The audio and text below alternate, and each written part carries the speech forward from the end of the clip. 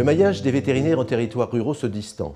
Ce fait n'est pas propre à notre profession ni à notre pays. De nombreux rapports ces dernières années avaient alerté notre ministère de tutelle, le ministère de l'Agriculture, sur le risque de ne plus pouvoir compter sur l'armée des vétérinaires privés qui travaillent en appui de l'administration pour assurer une bonne gouvernance sanitaire. Ce modèle, association vétérinaire privée publique, est d'ailleurs promu par l'Organisation mondiale de la santé animale comme un modèle de bonne gouvernance sanitaire, un exemple en la matière. Stéphane Le Foll, alors ministre de l'Agriculture, a engagé la mise en œuvre d'une feuille de route pour le maintien de vétérinaires en territoires ruraux et en production animale, associant toutes les parties prenantes. Elle se décompose en 8 axes et regroupe à peu près une trentaine d'actions.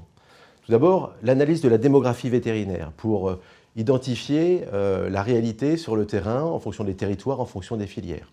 Dans le volet économique, c'est l'évolution des relations entre les éleveurs et leurs vétérinaires. C'est un projet de contractualisation qui permettra de définir un certain nombre de prestations qui seront rendues par le vétérinaire à son client dans le cadre de la permanence de soins, qui pourra faire l'objet d'un contrat très clair et d'une rémunération adaptée. Autre point très important de cette feuille de route, c'est tout ce qui concerne l'activité des vétérinaires privés pour le compte de l'administration. C'est ce qu'on appelle les vétérinaires habilités, les vétérinaires mandatés. L'objectif est de développer de nouvelles missions qui pourraient être remplies par ces vétérinaires.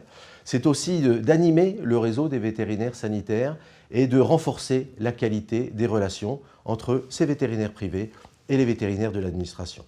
Pour pérenniser l'avenir des vétérinaires en territoires ruraux, au service des élevages, des filières de production et de la société, il est essentiel de mener à bien cette feuille de route et que l'État, les collectivités territoriales y mettent les moyens nécessaires, humains et financiers.